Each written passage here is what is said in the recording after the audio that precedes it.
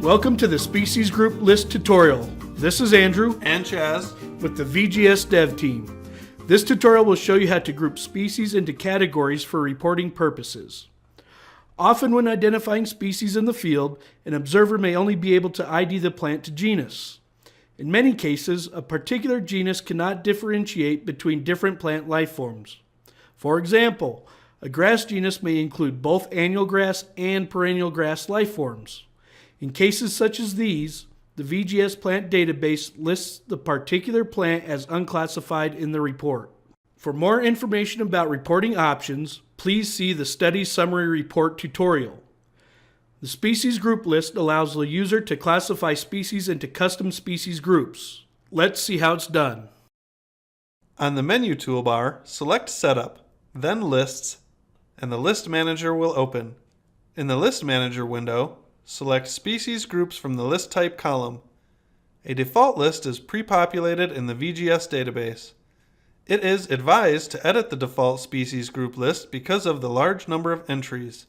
However, the user can create a new list or import an existing list.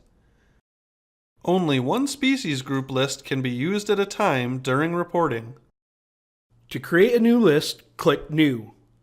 Enter a name and description if desired, and then click Save.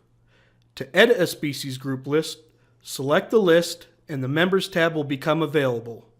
Click on the Members tab and scroll to the empty row at the bottom. In the blank row, enter a plant species by clicking on the drop-down arrow under the Species Code column. Select the desired species from the Select Species window. For information on entering species, please see the Species Search tutorial.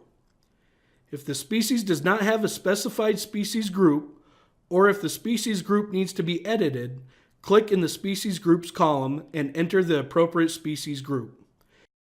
It is important to note if spelling, spaces, and case are not identical to a previously established group, a new species group will be established.